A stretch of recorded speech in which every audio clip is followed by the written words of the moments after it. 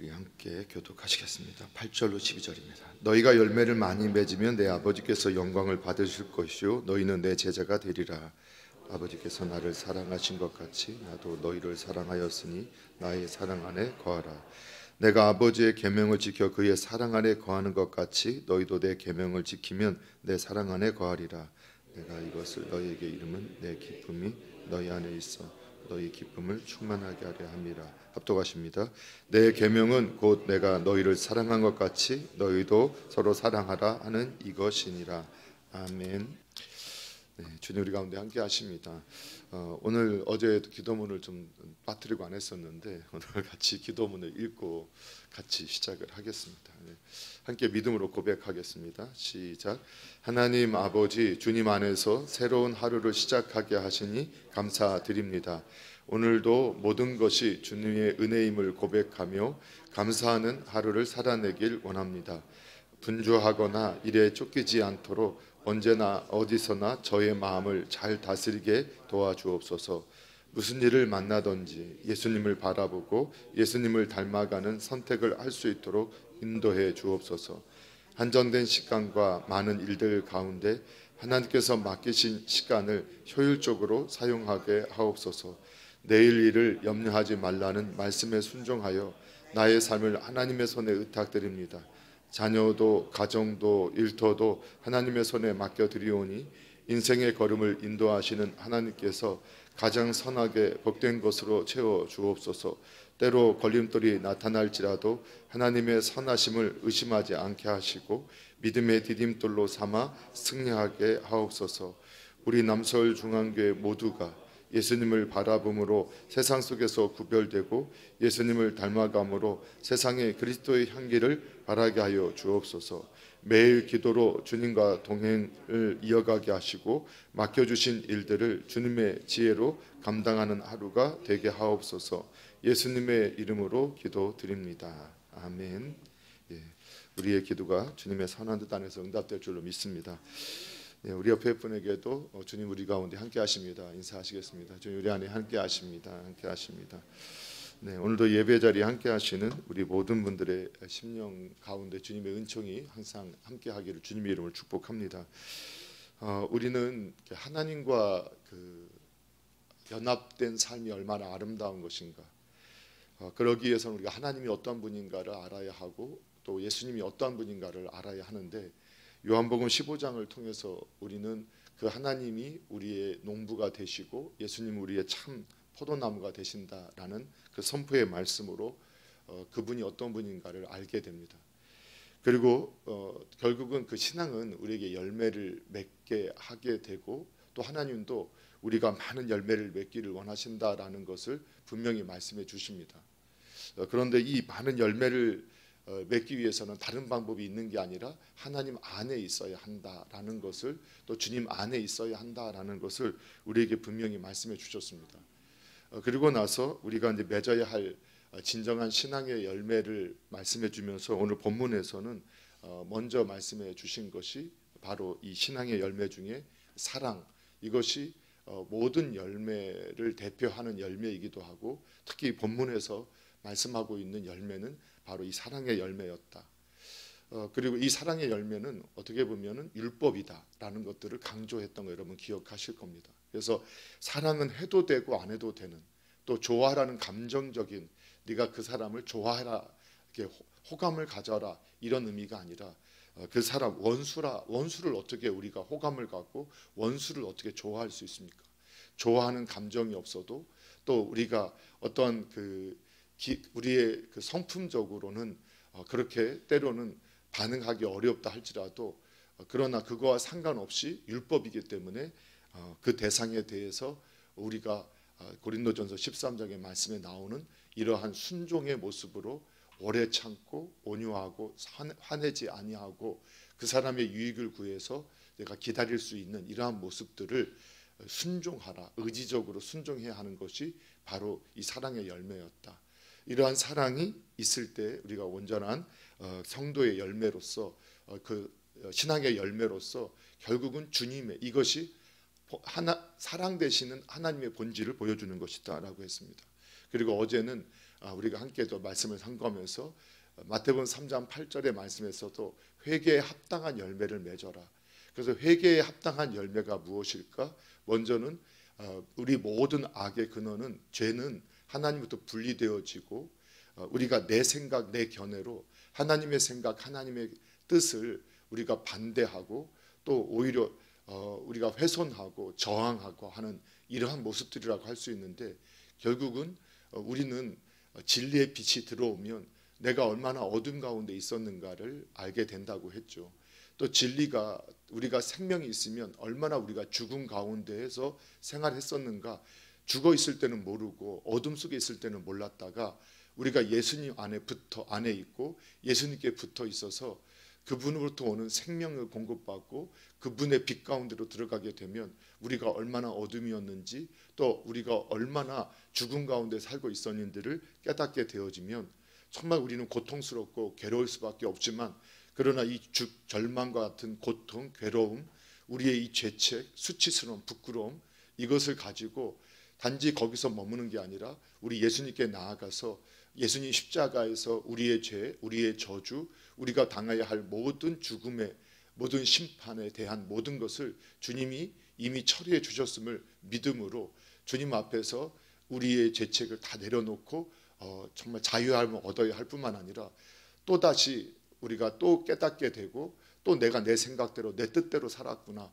또는 심지어는 하나님을 내가 대적하는 삶을 살았구나, 여전히 내 눈에 비늘이 벗겨지지 않았구나, 근데 또 비늘이 하나 벗겨지고 또 벗겨지고 벗겨지면서 깨닫게 된 것을 슬퍼하기만 하지 말고, 또 후회하기만 하지 말고 반드시 주님께로 나아가서 주님 앞에 내려놓고 다시 주님의 생각으로, 주님의 뜻으로 내가 내 생각을 바꾸는, 또 이것을 사도 바울의 고백으로 한다면 나는 날마다 죽노라.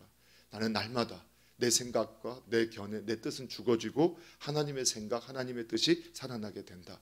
이것을 이제 사도 바울이 그 신앙의 고백으로 올렸던 것이 우리의 고백이 되어야 할 줄로 믿습니다. 그러면서 이 참된 회개에 합당한 열매는 이처럼 생각을 바꾸는 것. 왜냐하면 마음의 생각이 바뀌지 않으면, 마음에 이것이 바뀌지 않으면, 이 해석이 바뀌지 않으면 절대 행동이 바뀌지 않기 때문입니다. 그래서 예수님께서도 마음의 생각이 바로 너다라고 이렇게 표현하셨던 것을 보실 때, 우리 안에 생각이 바뀌지 않으면 내가 성내는 것은 하나님의 뜻을 이루지 못한다. 근데 제가 끊임없이 내가 하나님을 위해서 화를 낸다라고 스스로 계속 저를 합리화하고 있을 때는 저는 변화되지 않았고 설교도 했었죠. 화내는 것은 하나님의 뜻이 아닙니다. 그런데 제가 화내는 것은 하나님의 영광을 위해서입니다. 스스로 합리화했던 모습들, 내 생각이 바뀌지 않는 한, 그런데 어떠한 이유라도 화내는 것은 하나님의 의를 이루지 못한다. 그것이 진짜 하나님께서 해주신 말씀이다라는 것을 확신하게 되는 순간부터 내 삶의 모든 순간에 자녀에게든 배우자에게든 또는 교회 식구들에게든 내 사회 삶 속에서든, 내가 교회당 안에서는 안 그런 척했지만 내가 만나는 모든 사람 앞에 그런 태도를 취했던 것이 얼마나 하나님을 대적하고 하나님의 뜻을 거역하고 있었고, 심지어는 이렇게 해도 괜찮다고 하나님을 가르치는 행위가 될 수도 있었다는 것을 알게 되었을 때 얼마나 절망 가운데, 얼마나 고통 가운데, 아픔 가운데, 때로는 그러나 이 아픔, 절망, 고통이 또 우리를 더 깊이 깨닫게 하고 좀 더 성숙하게 하는데 도움을 준다는 사실을 알게 됩니다.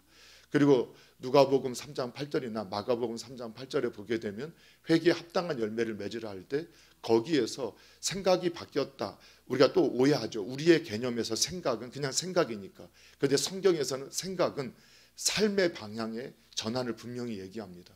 그래서 누가복음에서도 이렇게 너희가 아브라함의 자손이니까 너희가 구원받았다라고 생각하지 마라. 오늘날 너희가 나 예수님 믿어요 라고 이론적으로 그것을 알고 있다고 해서 정말 구원받는다고 네가 그렇게 생각하느냐? 이론이 아니라 실제 네가 예수님을 믿고 있어야 한다. 이것을 우리에게 말씀해 주면서 그 믿음은 열매를 맺게 되는데, 어떤 사람들에게 말하기를 하는 예수님께서 말씀하시면서 너희가 실제로 옷 2벌이 있다면 옷 1벌도 없는 사람한테 나눠주는 그런 모습을 가져야. 그리고 너희가 정한 것 외에, 세리들에게는 정한 것 외에는 받지 마라.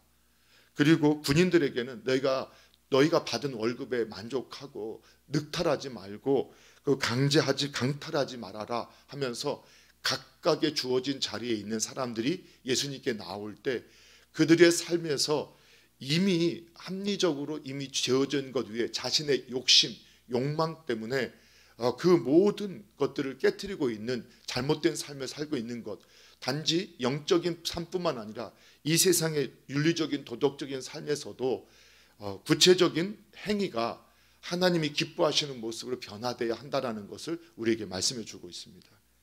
자, 그리고 나서 오늘 이제 여기까지가 어제의 말씀이었고, 이제 오늘은 어떤 말씀? 오늘도 회개에 합당한 우리 신앙의 열매 세 번째 시간으로서 오늘은 이제 성령의 열매를, 그 이제 세 번째 열매, 성령의 열매를 우리가 함께 말씀을 통해서 은혜를 받고자 합니다. 실제로 우리 예수님 안에 붙어 있다. 그러면 각 마디를 통해서 영양분을 공급받는데, 이때 마디라고 하는 것을 여러 해석이 있지만 성령님의 역사로 이렇게 해석을 많이 하고 있습니다. 또한 우리가 예수님 안에 있다라는 것은 또 성령님 안에 있다라는 것이고, 또 예수님이 우리 안에 계시다라는 것은 성경에 보게 되면 예수님은 이미 하늘에 계시지 않습니까? 그분의 영이신 성령을 우리에게 보내주셔서 예수님의 영이 우리 안에 있으므로 예수님이 우리 안에 계시는 것이 되어지게 되고 내 안에 계시는 것이 되게 되는데, 결국은 성령님은 내 안에 계셔서 어떤 일을 하느냐, 예수님의 말씀을 깨닫게 하시고 생각나게 하시고 그것을 깨달아지게 하여 주시고 그것이 믿어지게 하시고 또 그것에 순종할 수 있도록 도우시는 분이 누구시느냐? 우리 안에 계신 성령님입니다. 그래서 우리가 첫날부터 우리는 은혜를 사모할 때 그 은혜 주시는 분은 누구시냐? 성령님이십니다. 성령님이 우리 안에서 역사하셔서 우리에게 은혜를 베푸셔야 합니다. 그래서 우리가 기도할 때도 어떻게 기도하라겠습니까? 은혜를 구하라. 단지 은혜라는 것은 좀 구체적으로 설명할 때 진리, 계시는 하나님의 은혜가 아니면 깨달을 수 없는데, 깨달을 수 없는 것을 깨닫게 해달라고. 또 그 은혜가 아니면 우리가 결코 계시는 믿어질 수가 없는 겁니다. 그래서 그 모든 진리가 믿어질 수 있게 해달라고. 깨달은 것이 지식에 머무는 것이 아니라 실제로 내가 믿어질 수 있도록, 그리고 그 믿어진 것들이 실제 내 삶의 손과 발로 순종함으로 나타날 수 있게 해달라고, 순종할 수 있도록 우리가 기도해야 한다고 했습니다. 이건 우리가 해야 되는 것 아닙니까? 그렇죠. 제가 노력해야 합니다. 그러나 성령님이 도우셔야 된다는 것을 믿고 그분이 도와달라고 우리가 기도할 때 성령님이, 우리가 그분께 도움을 요청할 때 그분이 우리의 삶에서 일하시기 시작하신다, 이렇게 믿으시기 바랍니다. 그래서 우리가 그분 앞에서 그분께 구하고 그분의 뜻을 따르고 또 그렇게 그분과 함께 하다 보면 성령님은 우리 안에서 어떻게 하시느냐, 크게 두 가지, 은사를 주시고 열매를 베풀어 주십니다. 그 은사를 주시고 열매를 맺을 수 있도록 도와주시는데, 이 은사나 열매나 두 가지 다 성령님께서 우리에게 베푸시는 것인데, 은사는 교회를 세우기 위해서 또 하나님 나라를 세우기 위해서 하나님께서 일방적으로 주시는, 그의 상태와 상관없이 어쩌면 그 문화적인 어떤 그 환경적인 상황 속에서 각각의 필요한 사람들에게 교회를 세우고 또 하나님의 나라를 세우게 주시는 것이 은사라고 한다면, 또 열매는 정말 성령님께서 우리가 예수님을 따라가는 사람들에게 맺히게 하는 예수님을 닮은 모습, 그러니까 예수님의 형상을 이루게 하는, 다시 말하면 성화하게 하는 열매. 그래서 우리가 예수님께서는 많은 열매, 예수님과 붙어 있고 예수님 안에 있을 때 많은 열매를 맺기를 원하셨는데, 그 많은 열매가 바로 이 성령의 열매라고 할 수 있습니다. 그래서 저와 여러분이 열매 맺을 수 있기를 바랍니다. 그래서 우리 갈라디아서 5장 22절 23절에 나와 있는 말씀을 보면 같이 읽어보겠습니다. 시작. 오직 성령의 열매는 사랑과 희락과 화평과 오래 참음과 자비와 양성과 충성과 온유와 절제니 이 같은 것을 금지할 법이 없느니라. 아멘. 이미 저녁 예배 시간에도 작년에 좀 우리 6가지 열매들을 살펴보았고 마지막 3가지 열매를 살펴보지 않았었는데요. 이것은 이제 개인에게, 우리가 성령님께서 내 안에 계실 때 성령님이 그 열매를 맺게 하시는 그 세 가지 사랑과 희락과 화평은 보통 이제 유대인의 관점에서는 하나님과의 관계 속에서 더 구체적으로 맺혀져야 할 열매다라고 인식을 한다. 여러분 기억하십니까?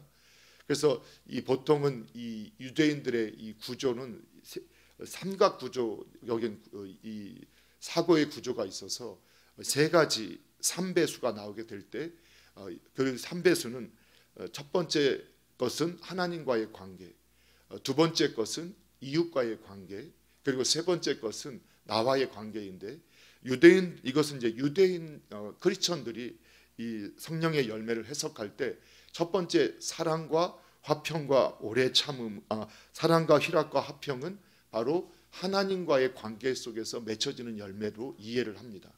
그리고 오래 참음과 자비와 양성은 바로 이웃과의 관계 속에서 맺혀지는 열매로, 그리고 충성과 온유와 절제는 바로 나 자신이 하나님 안에 성령을 따를 때 맺혀지는, 내 자신 속에 맺혀지는 나와의 관계 속에서 맺혀지는 열매로 이해를 합니다.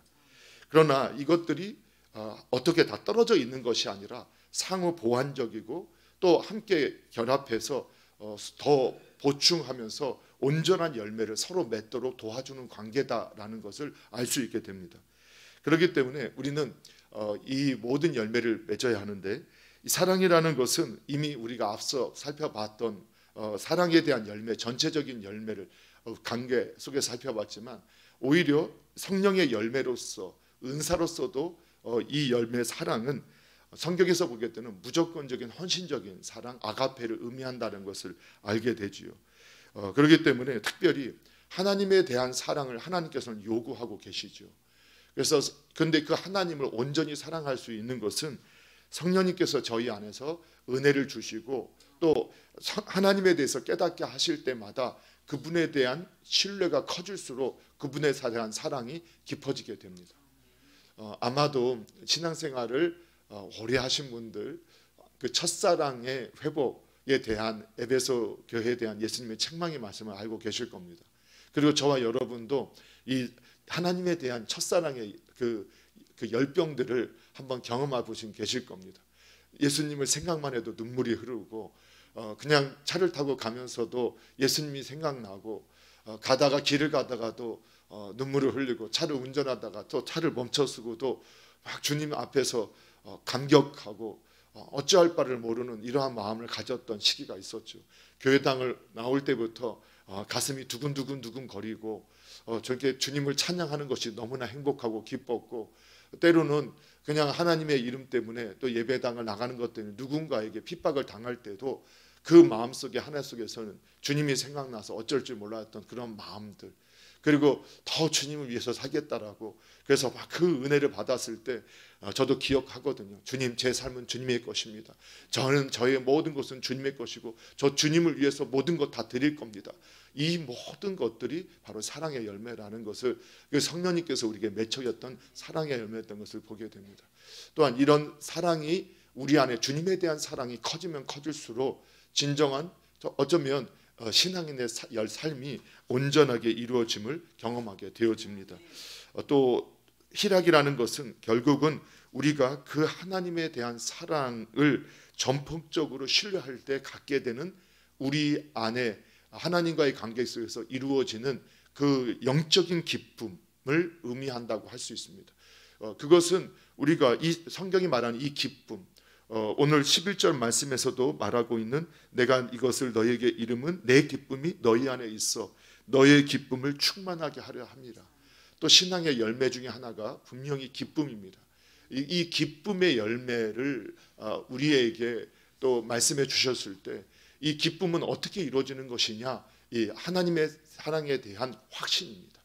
그 확신을 갖게 됐을 때 그 상황과 상관없이 분명히 지금 핍박을 받고 있고 또 때로는 세상의 비난을 받고 그 조롱을 받고 있고 모든 환경은 어려움 속에 있음에도 불구하고 그 영혼에 찾아오는 이 기쁨의 마음들, 이것은 진정한 성령님께서 하나님을 사랑할 수 있는 은혜를 주실 때 그 확신, 하나님에 대한 사랑의 확신, 또 하나님이 나를 사랑하신다라는 그 확신 안에서 얻게 되는 영적인, 내적인 그 기쁨인 것을 알게 됩니다.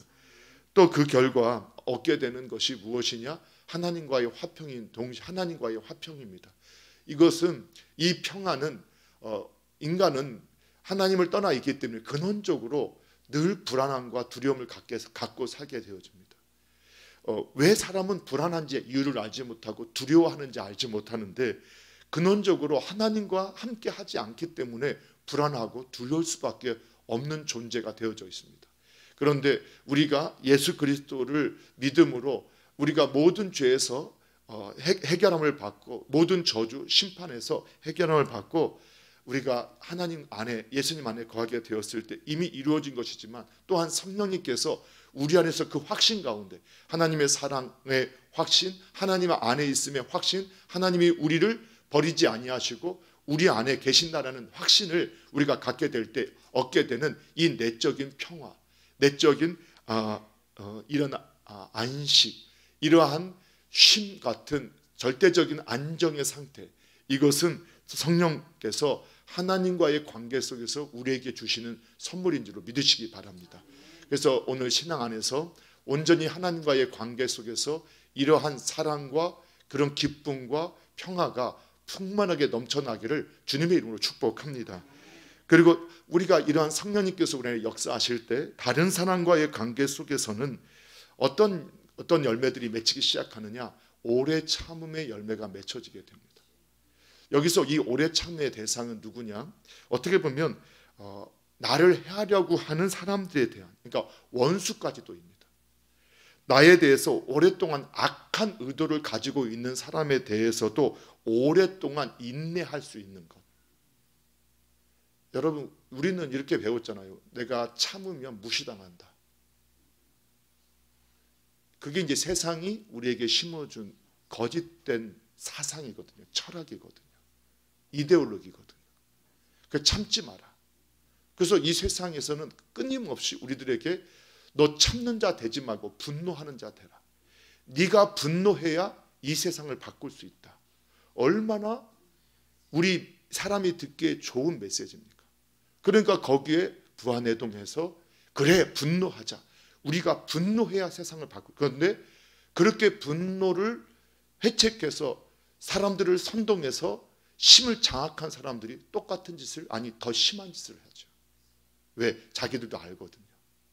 그래서 그들이 부안해동하지 못하도록 법을 개정하고, 그리고 자신들은 그 권력을 가지고 힘을 가지고 아예 부안해동하지 못하도록 통제하기 시작하죠.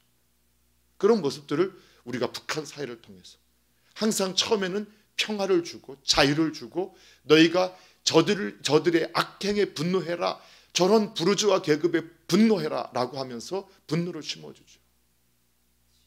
그런데 결국은 그들의 종이 되어 살고 있죠. 이것이 바로 성경에서 말하는 성경에서 말하는 가르침이 아닌 세상의 철학, 이데올로기 사상은 뭐라고 하느냐? 분노해라. 가만히 있지 말아라. 행동해라. 그런데 오늘 성경은 뭐라고 말씀하느냐? 나에 대해서 악한 의도를 가지고 계속적으로 위해를 가하는 사람에 대해서도 오래 기다려라. 인내해라. 다른 사람에 대해서.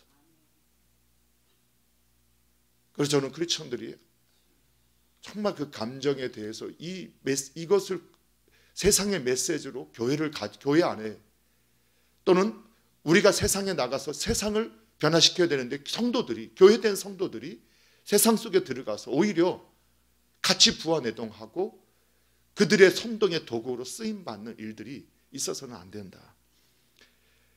또한 자비가 있어요. 이 자비는 친절한 태도를 말하고 있어요. 다른 사람에게 다른 사람을 기꺼이 섬기려고 하는 이 친절한 모습을 자비라고 할 수 있어요. 역시 이것은 믿음의 사람이 먼저이겠지만 모든 사람에 대해서 우리는 이처럼 누군가를 섬기고 그들에 대해서 봉사하려고 하는 이러한 태도를 가져야 한다. 이것도 성령님께서 주시는 마음이다. 그리고 성령님께서 행할 수 있도록 도와주신다라고 말씀하고 있죠. 또 한 가지 양선, 이것도 역시 토부의 마음이라고 할 수 있는데 결국은 뭐냐면 선한 양심을 가지고 능동적으로 선을 베푸는 것을 의미합니다. 그러니까 우리는 선한 마음을 가져야 한다. 이거 여기에 멈춰 양선이라는 이 개념을 원어적으로 볼 때는 적극적으로 선을 행하는 모습이라고 생각할 수 있어요. 도울 수 있는데 돕지 않는 것. 그래서 제가 해석을 할 때 우리가 지금 할 수 있으면 지금 해야 된다는 거예요. 우리는 그것이 큰 행동이든 작은 행동이든 상관없다는 거예요. 우리는 특히 이제 남자들의 마음이 이런 게 있죠. 한 방에 멋있게 해야지라는 거. 아닌가요? 그런 마음이 좀 있는 것 같아요. 그런데 아마 그래서 자매분들이 좀 뭐 이렇게 성품적, 기질적으로 아주 작은 것이라도 아주 섬세하게 잘 이렇게 챙기는 모습들을 가지고 있죠. 그런데 성령이 보게 되면 작은 것, 큰 것이 아니라 지금 내가 할 수 있는 선을, 그것이 작은 것이든 큰 것이든 지금 행하는 것, 능동적으로 행하는 선을 우리는 이웃에게 베풀어야 된다. 나중에 내가 더 많이 시간이 되어지면 봉사할게요. 내가 더 많이 모아지게 되면 그때 그걸 가지고 섬길게요. 내가 더 많이 되어지면 그때 할게요. 내가 더 건강해지면 여러분 건강하지 않아도요. 그걸 그 안에서 내가 할 수 있는 걸 찾으면 찾을 수 있어요. 또 없어도 없는 격에서 그 작은 것이라도 드릴 수 있어요. 작은 시간이라도 내가 할 수 있는 걸 찾을 수 있을 때 적극적인 거예요. 그래서 야고보서 4장 17절에 보면 사람이 선을 행할 줄 알면서 행하지 아니하면 죄다. 이렇게 표현하고 있거든요. 이것을 바로 양선이다. 또 그러면 충성과 온유와 절제. 이 충성이라는 것은 우리는 대개 이렇게 생각하잖아요. 하나님에 대한 충성. 당연히 우리가 그분을 의지하고 신뢰하고 또 그분을 온전히 따르는 이러한 태도, 그리고 변화되지 않는 이러한 그분에 대한 신실한 마음들을 우리는 충성이라고 할 수 있어요. 그러나 이것은 나의 관계라고 해석할 때는 어떻게 되느냐? 이건 나와의 관계 속에서의 충성이라고 볼 때는 다른 사람들이 나를 믿고 의지할 수 있도록 하는 이러한 자질이라고 할 수 있습니다. 열매라고 할 수 있습니다. 그러니까 충성이라는 게 뭐냐? 저와 여러분이 예를 들면 저희가 장로님, 어떤 권사님, 집사님, 우리 목회자분을 볼 때 저분은 너무나 신실하신 분이에요. 정말 저분이 말하는 건 믿을만 해요. 저분의 행동은 항상 변함이 없어요. 그러니까 그분을 볼 때 우리들은 야, 저분은 정말 우리가 닮아갈 만한 분이다. 그러니까 예수님을 닮아가야 하지만 예수님의 성품을 이미 이룬 분이다 라고 할 만큼 우리에게 신뢰를 줄 수 있는. 그래서 충성이라는 건 뭐냐? 누군가가 나를 보면 신뢰할 수 있도록 할 만한 이러한 변함없는 태도, 하나님 앞에서의 변함없는 태도, 신실한 태도를 충성이라고 할 수 있어요. 그건 자신이 만들어야 돼. 야, 저분은 항상 동일하다. 참 저도 잘 안 되거든요. 온유하다. 나도 온유는 뭐냐? 역시 우리가 사랑 안에서도 온유가 있잖아요. 그런데 이 사랑 안에서 성령의 열매에서 온유가 결국은 나와의 관계 속에서 정말 필요하다. 결국은 이 온유가 다른 사람의 관계도 정말 필요한 게 아니라 그 온유는 결국 나와의 관계 속에서 내가 나를 온유한 사람으로서 대할 때 타인에게도 온유한 것이 나타날 수 있습니다. 내 자신의 성품 자체를 온유함으로. 그래서 예수님도 스스로 예수님을 우리에게 소개할 때 나는 온유하고 겸손하다 표현하셨어요. 그리고 온유는 누구에게만 나타나는 거냐? 예수님의 말씀을 따른다면 겸손한 사람에게만 있는 것이 온유예요. 겸손한 사람에게만 있는 것이 온유다. 그리고 이 절제라는 것은 결국은 모든 것을 제어할 수 있는, 조절할 수 있는 능력, 열매죠. 결국은 절제는 자신의 욕망, 그리고 욕심, 우리가 모든 것이 가해요. 그러나 모든 것이 유익한 게 아니에요. 또 성경에 보면 선줄로 생각하는 자는 넘어질까 조심하라고 했어요. 여러분, 우리가 세상의 모든 영역이 다 주님의 것이고 주님께서 우리에게 맡기셨습니다. 그걸 믿으시죠. 그런데 어떤 것들은 너무 좋은 것이라서, 너무 좋아서 하나님을 대신할 수 있는 것들이 있어요. 그게 뭐냐? 명예욕이에요. 그리고 이 성적 충동 같은 재물이에요. 돈이에요. 그래서 이 세상의 타락의 현장에 가보면 이 명예, 그리고 정욕, 그리고 이 재물이 항상 연결되어 있죠. 모든 사건은 이 세 가지가 다 연결되어 있어요. 그래서 우리가 성경에서 우리가 돈을 하나님께서 우리에게 맡겨주셔서 우리가 잘 관리해야 되는데, 그게 무서워서 이제는 돈은 생각도 하지 말아야지. 그것도 잘못된 태도라는 거예요. 그러나 우리가 잘 관리한다고 시작했던 돈이 나를 지배하게 될 수 있는 위험성이 있어요. 내 욕망을 내가 절제하지 않으면, 성욕도 마찬가지예요. 명예도 마찬가지예요. 그 명예에 쌓이게 되면 사람의 종이 되기도 하고, 그리고 자신의 명예 때문에 폭언이나 폭행들을 아무렇지도 않게 행할 수 있는 모습들을 발견하게 돼요. 사랑하는 성도 여러분, 오늘 이 세 가지 열매, 또 충성과 온유, 절제, 자기 자신을 관계 속에서 이 열매가 있어지고, 특별히 자신에 대해서도 항상 부드럽고 따뜻함을 유지할 수 있기를 바랍니다. 그리고 이 9가지 열매가 풍성히 맺혀서 더 많은 열매로 하나님께 영광을 돌리는 저와 여러분 되기를 주님의 이름으로 축복합니다.